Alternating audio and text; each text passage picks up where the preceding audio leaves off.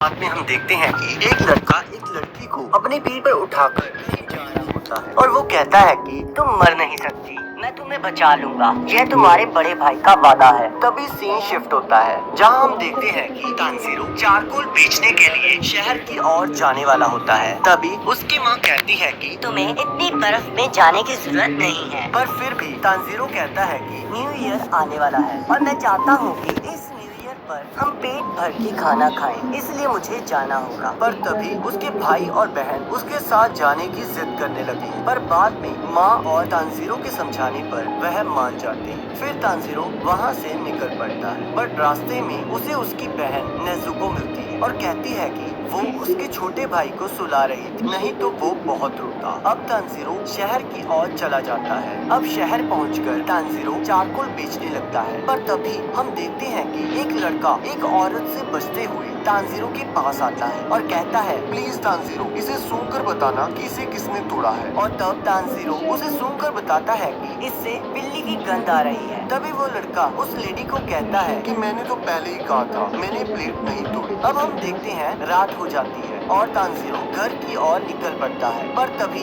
एक बूढ़ा आदमी तानजीरो को कहता है, इस टाइम तुम्हारा घर जाना सही नहीं है, तुम्हें घर के अंदर आ जाना चाहिए, इससे पहले राक्षस आ जाए। तब तानजीरो घर के अंदर आ जाता है और खाना खाने लगता है और खाते हुए वह उस बूढ़े आदमी से पूछता है कि राक्षस क्या होता है। तब वो बूढ़ा आदमी बताता है कि राक्षस रात को आकर इंसानों को खाते हैं, इसलिए तुम्हारा रात को घूमना ठीक नहीं। तुम सो जाओ और सुबह अपने घर निकल जाना। अब सुबह तानजीरो घर के लिए चल पड़ता है। पर जैसे ही वो अपने घर के पास पहुंचता है तो उसे खून की स्मेल आने लगती है और वो भागते भागते अपने घर के पास पहुंचता है। पर जैसे ही वो वहां पहुंचता है तो वो देखता है कि उसके घर के सभी लोग मारे गए हैं। यह देखकर वो बहुत ज्यादा हैरान हो जाता है और सोचने लगता है कि ये किसने किया। इसी बीच वो देखता है कि उसकी बहन नेजुको अभी जिंदा है और वह उसे अपनी पीठ पर उठाकर हॉस्पिटल की ओर भागने लगता है। भागते भागते तानजीरो काफी थक जाता है और ठंड की वजह से उसका सांस लेना भी मुश्किल हो जाता है। पर तभी अचानक हम देखते हैं कि नेजुको राक्षस में बदलना शुरू हो जाती है और वो दोनों पहाड़ी से नीचे गिर जाते हैं। पर बर्फ की वजह से वो दोनों बच जाते हैं। पर तभी तानजीरो देखता है कि नेजुको अपने पैरों पर खड़ी होती है। तब तानजीरो कहता है, तुम्हें खड़े होने की जरूरत नहीं है, मैं तुम्हें उठाकर डॉक्टर के पास ले जाऊंगा। और तभी राक्षस बनी नेजुको तानजीरो पर हमला कर देती है और तानजीरो अपने आप को बचाने के लिए अपनी कुल्हाड़ी की लकड़ी को उसके मुंह में फंसा देता है। पर नेजुको तानजीरो पर भारी पड़ने लगती है और तानजीरो इमोशनल होकर कहने लगता है, मुझे माफ करना, जब तुम मर रहे थे मैं सो रहा था, मैं किसी को भी बचा नहीं सका, पर मैं कम से कम तुम्हें जरूर बचाऊंगा। हौसला रखना, तुम राक्षस नहीं बन सकती। तभी हम देखते हैं कि नेजुको की आंखों से आंसू आने लग जाते हैं। पर अचानक से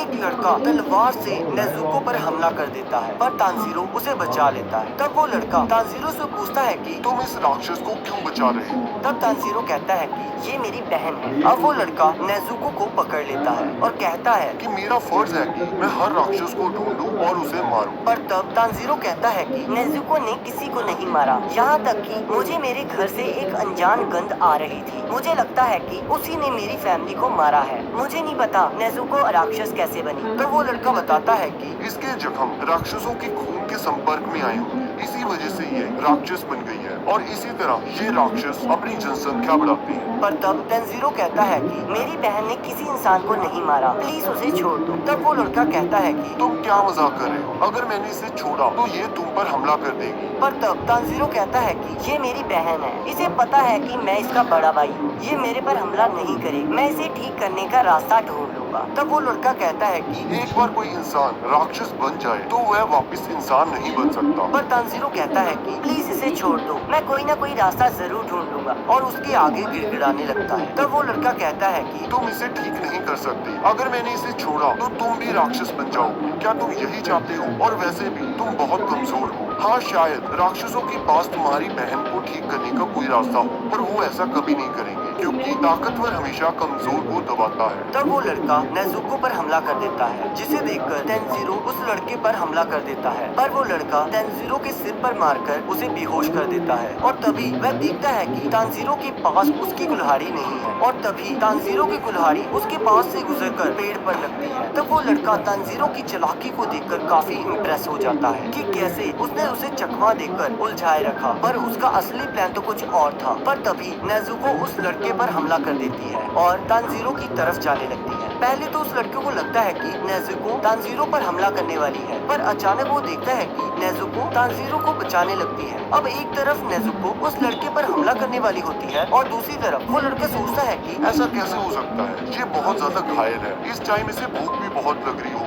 पर फिर भी ये अपने भाई को खाने की जगह उसे बचा रही है। तब वो लड़का सोचता है कि शायद ये बाकियों से अलग है। तो वो नाजुको को बेहोश कर देता है, और जब तांजीरो उठता है तो वो देखता है कि नेजुको उसके पास लेटी होती है, और वो लड़का कहता है कि तुम उठ गए, जाओ जल्द से जल्द माउंट सागिरी चले जाओ। वहाँ तुम्हें एक बूढ़ा आदमी मिलेगा जिसका नाम साकोंजी उरोकोडाकी होगा। जब वो तुम्हें मिल जाए तो उसे कहना कि तुम्हें कियोटोमियोका ने भेजा है, और कहता है कि अभी आसमान में बादल हैं, अभी तुम्हारी बहन बची रहेगी, पर ध्यान रखना इसे कभी भी सूरज की रोशनी में मत जाने देना। और यह कहकर वो चले जाता है, और फिर सीन शिफ्ट होता है और हम देखते हैं कि तांजीरो अपने घर वालों को दफनाकर माउंट सागिरी की ओर चल पड़ता है और खत्म हो जाता है। और इसके अगले एपिसोड का लिंक आपकी स्क्रीन